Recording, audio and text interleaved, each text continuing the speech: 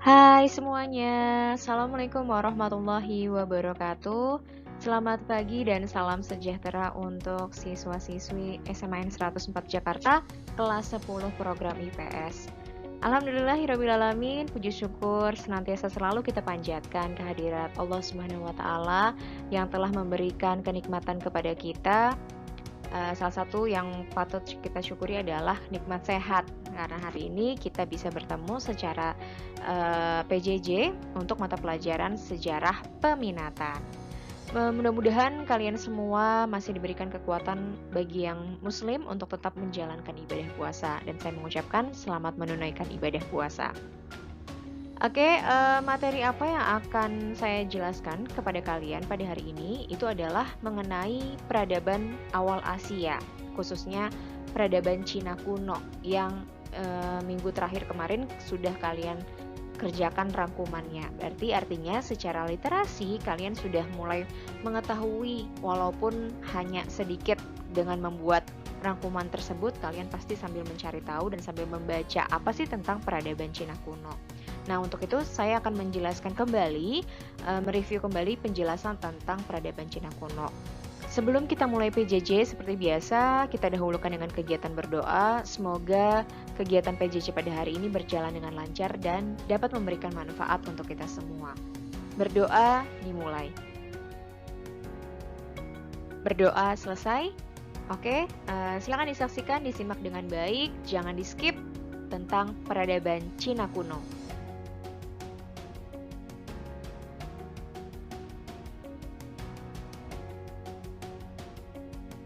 Oke, kalau kita lihat pada masa saat ini, Cina itu menjadi salah satu negara yang besar dan juga berpengaruh ya di dunia.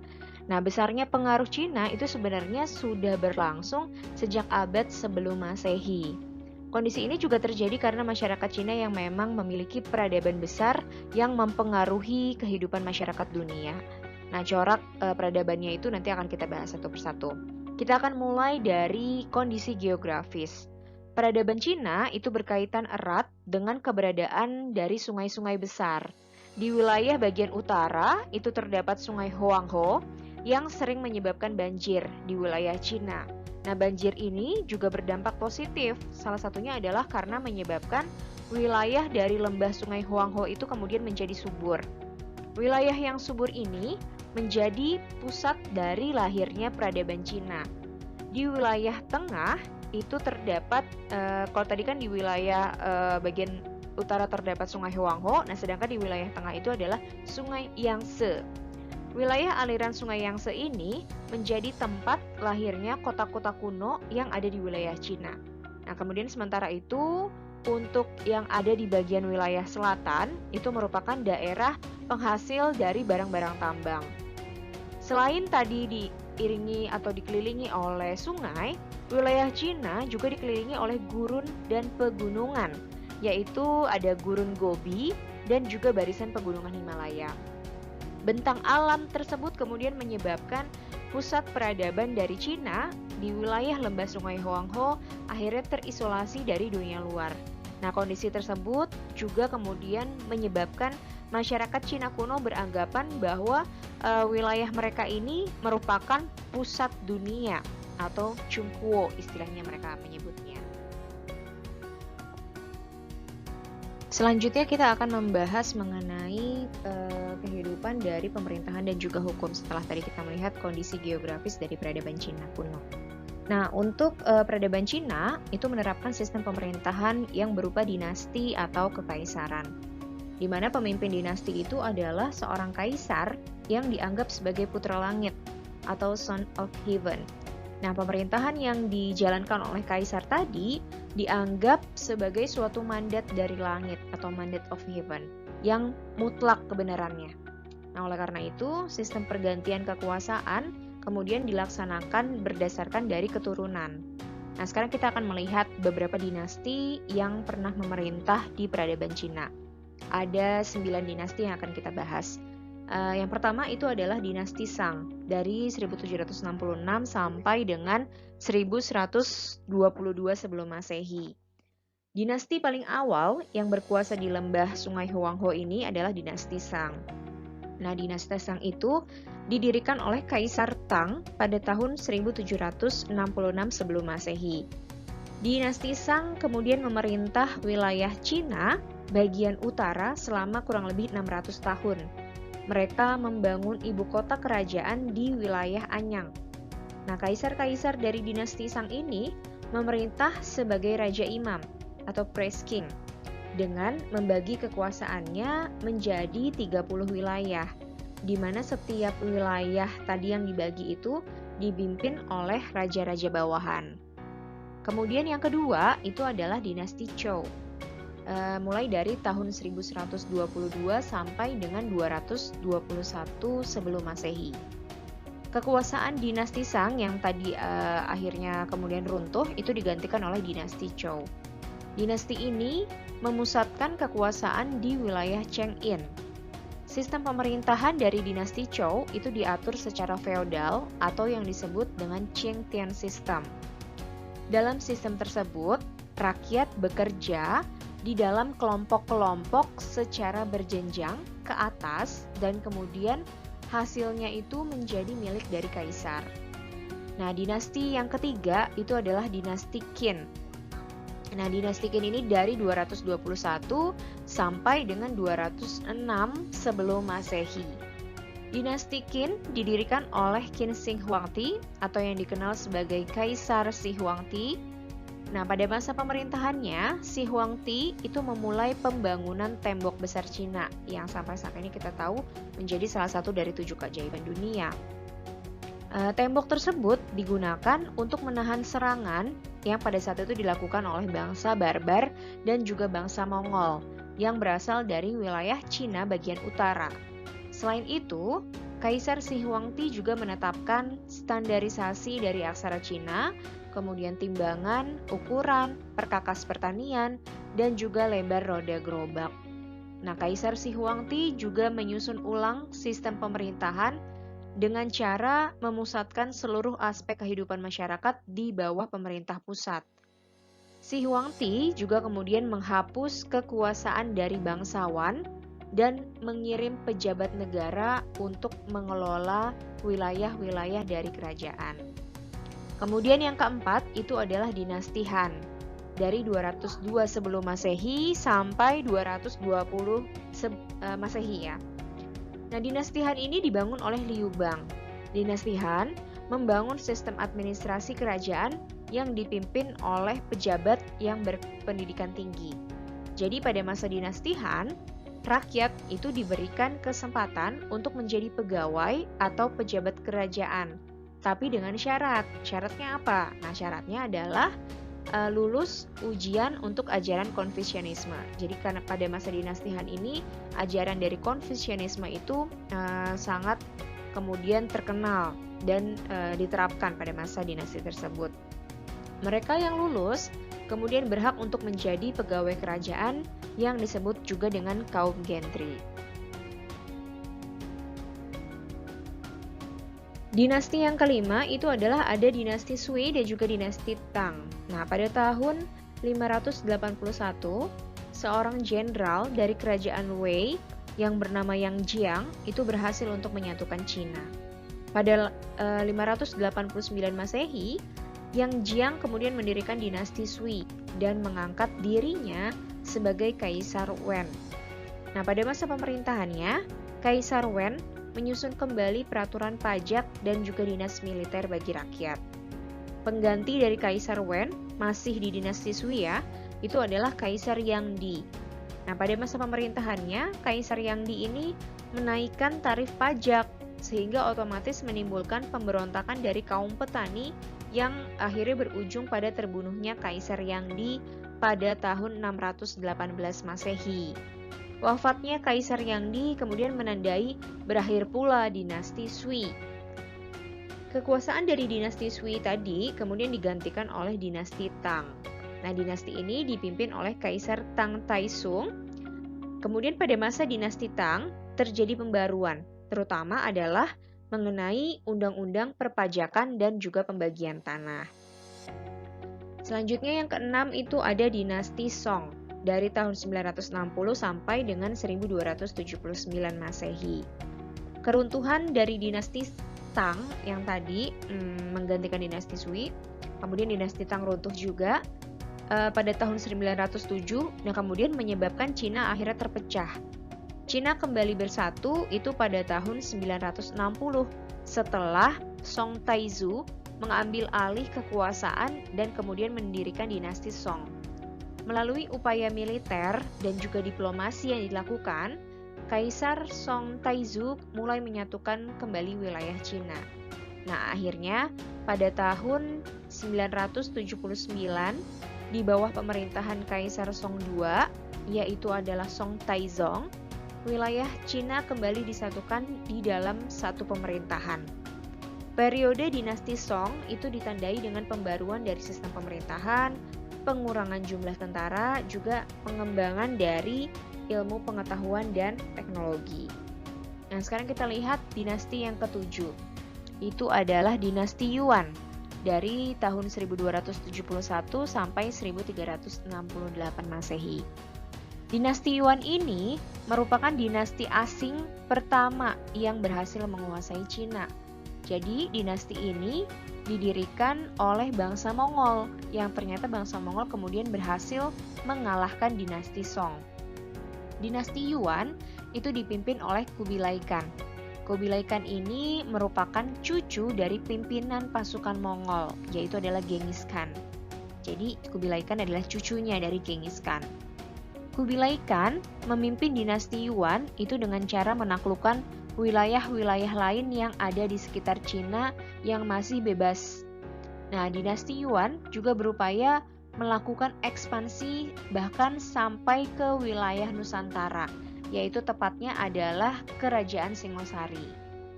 Karena kalau misalkan kalian bahas di materi sejarah wajib di Kerajaan Singosari, salah satu penyebab keruntuhannya adalah adanya serangan dari bangsa Mongol yang dilakukan oleh Kubilai Khan ini. Nah, kemudian dinasti yang ke-8 itu adalah dinasti Ming pada tahun 1368 sampai dengan 1644 Masehi. Dinasti Yuan kemudian tadi mengalami kemunduran setelah wafatnya kaisar dari Kubilai Khan pada tahun 1294. Kemunduran tersebut juga diikuti dengan adanya pemberontakan yang dipimpin oleh Zhu Yuanhuang. Nah, Zhu Yuanhuang ini kemudian mendirikan dinasti yang dinamakan dinasti Ming dan mengangkat dirinya sebagai Kaisar Hongwu pada tahun 1328. Kaisar-kaisar penerus dari Hongwu melakukan pembaruan di bidang pemerintahan dengan cara membangun balai istana dan juga kuil-kuil megah di kompleks kota terlarang atau Forbidden City di wilayah Beijing. Adapun kota terlarang itu juga kemudian menjadi kediaman dari kaisar dan keluarga kerajaan. Rakyat biasa itu dilarang untuk memasuki wilayah tersebut. Oke, dinasti yang ke-9 atau yang terakhir kita bahas adalah dinasti Qing. Itu mulai dari 1644 sampai dengan 1770 Masehi. Dinasti Qing didirikan oleh bangsa Manchuria dan dinasti terakhir di Cina. Kaisar pertama dari dinasti Qing itu adalah Sun Zi. Nah, pada masa pemerintahan dinasti Qing, rakyat Cina relatif makmur karena adanya aktivitas perdagangan yang dilakukan dengan bangsa Eropa yang kemudian intensitasnya semakin meningkat. Berbagai sumber kuno mencatat bahwa bangsa Eropa seperti misalkan dari Portugis, Inggris, dan juga Belanda itu berupaya untuk menjalin hubungan dagang dengan Cina dengan cara membangun pelabuhan dagang. Nah, salah satu pelabuhan dagang yang dibangun pada masa pemerintahan dinasti Qing dan kemudian menjadi salah satu pelabuhan dagang internasional yang terkenal adalah terdapat di wilayah Guangzhou, dikenal dengan pelabuhan Canton. Sekarang kita akan melihat kehidupan sosial budaya dan juga kepercayaan dari peradaban Cina kuno.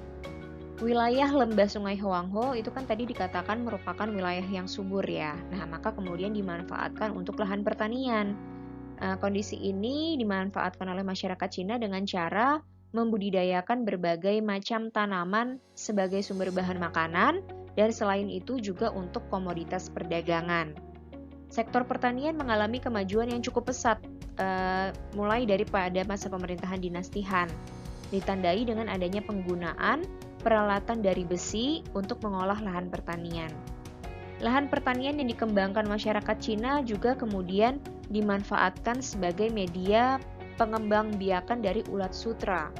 Nah, masyarakat Cina dikenal juga sebagai, selain tadi di bidang pertanian, juga sebagai perajin logam, kemudian keramik, dan perajin dari kain sutra yang berkualitas. Sementara itu, kemajuan perdagangan Cina ditunjukkan dengan adanya mata uang. Jadi mereka sudah mulai menggunakan mata uang yang digunakan di Cina sejak pada masa pemerintahan dinasti Zhou. Jadi tadi dinasti yang kedua ya setelah dinasti Shang. Peradaban Cina juga sudah mengembangkan sistem tulisan.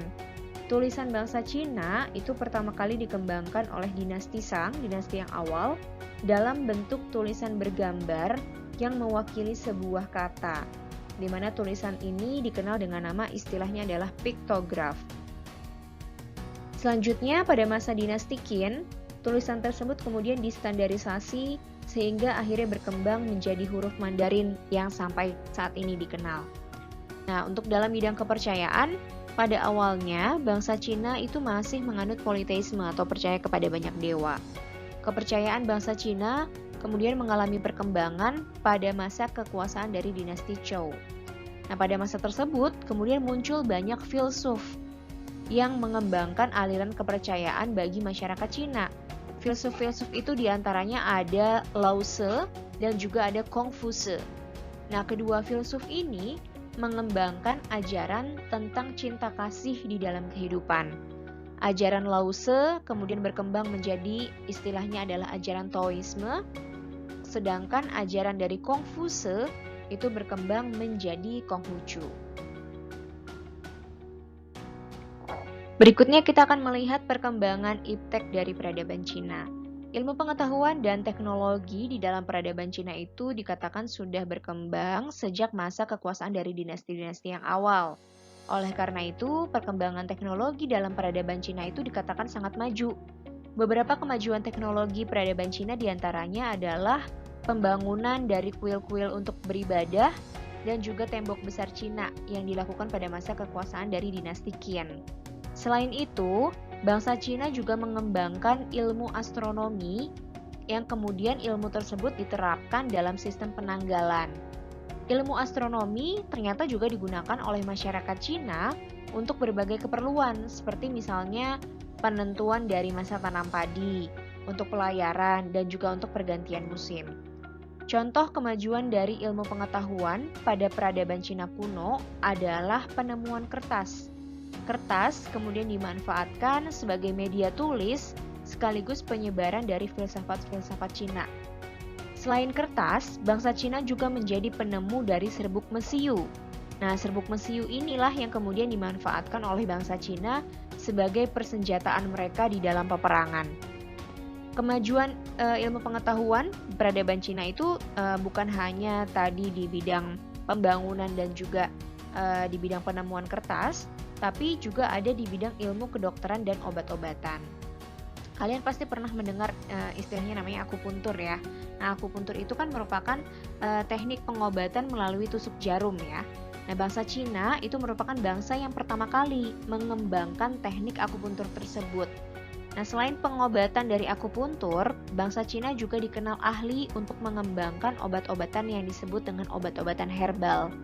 Hingga saat ini, teknik pengobatan akupuntur dan juga obat-obatan herbal dari Cina itu masih digunakan oleh masyarakat di seluruh dunia. Sementara itu, kemajuan dalam ilmu matematika diaplikasikan oleh bangsa Cina untuk pembuatan alat hitung yang dinamakan suipoa atau sempoa istilahnya kalau kita kenal ya. Nah, dengan alat tersebut, bangsa Cina mampu untuk melakukan perhitungan secara cepat, tepat, dan juga akurat. Oke, sekarang kita akan melihat apa sih pengaruh dari peradaban Cina untuk kehidupan masa kini. Hingga saat ini, Cina merupakan negara dengan populasi penduduk yang terbesar juga di dunia. Nah, penduduk keturunan dari bangsa Cina itu tersebar hampir ke seluruh wilayah dunia. Oleh karena itu, pengaruh peradaban dan juga budayanya itu pasti dapat ditemukan di seluruh penjuru dunia. Peradaban Cina yang masih berpengaruh hingga saat ini antara lain adalah di dalam bidang pengobatan tradisional dan juga aksara atau huruf Cina. Aksara Cina atau dikenal dengan Hanzi itu digunakan oleh beberapa negara yang ada di Asia untuk budaya tulis mereka. Aksara Cina kemudian diadopsi oleh negara yang ada di Asia tadi dan dikembangkan dengan nama yang berbeda-beda. Misalnya di Jepang, aksara Cina itu dinamakan dengan huruf kanji. Kemudian di Korea disebut dengan huruf hanja. Dan di Vietnam disebut dengan huruf hantu. Nah, pengobatan Cina kuno, baik melalui akupuntur tadi yang kita bahas ataupun obat-obat herbal, itu dianggap cukup mujarab atau cukup ampuh untuk mengobati berbagai jenis penyakit. Makanya masih digunakan sampai dengan sekarang. Hasil peradaban Cina kuno yang masih berpengaruh hingga saat ini adalah salah satunya tekstil. Nah, tekstil Cina, kemudian ada seni keramik atau gerabah, dan bubuk mesiu, itu masih digunakan. Masyarakat Cina pada masa lalu dikenal mampu untuk membuat tekstil yang berkualitas. Tekstil Cina yang identik dengan bahannya yang dari sutra dan kerajinan yang berbahan keramik atau juga gerabah itu sudah dikenal sejak zaman perdagangan kuno sampai dengan saat ini. Sementara itu bubuk mesiu yang dimanfaatkan dalam senjata api juga masih digunakan sampai dengan saat ini. Oke, demikianlah yang dapat saya jelaskan, yang dapat saya sampaikan kepada kalian mengenai peradaban Cina kuno. Semoga apa yang saya sampaikan pada PJJ hari ini dapat bermanfaat dan dapat dimengerti oleh kalian, menambah pengetahuan kalian, menambah wawasan kalian mengenai peradaban Cina. Pendidikan adalah ujung tombak dari peradaban, juru kunci dari kesejahteraan, menurut Lanang Manggala. Benar sekali, karena dengan pendidikan kita bisa membuka dunia dan juga mengetahui segalanya tentang dunia. Dan bahkan dengan pendidikan kita juga bisa menaklukkan dunia. Tetap semangat untuk belajar dan beraktivitas walaupun sedang berpuasa. Mudah-mudahan apa yang saya sampaikan ini bisa dimanfaatkan dengan baik ya. Terima kasih atas perhatiannya untuk kelas 10 IPS 1, IPS 2, dan 10 IPS 3 dan juga 10 IPS 4. Tetap semangat semuanya. Akhir kata, wassalamualaikum warahmatullahi wabarakatuh. Sampai jumpa di PJJ yang berikutnya.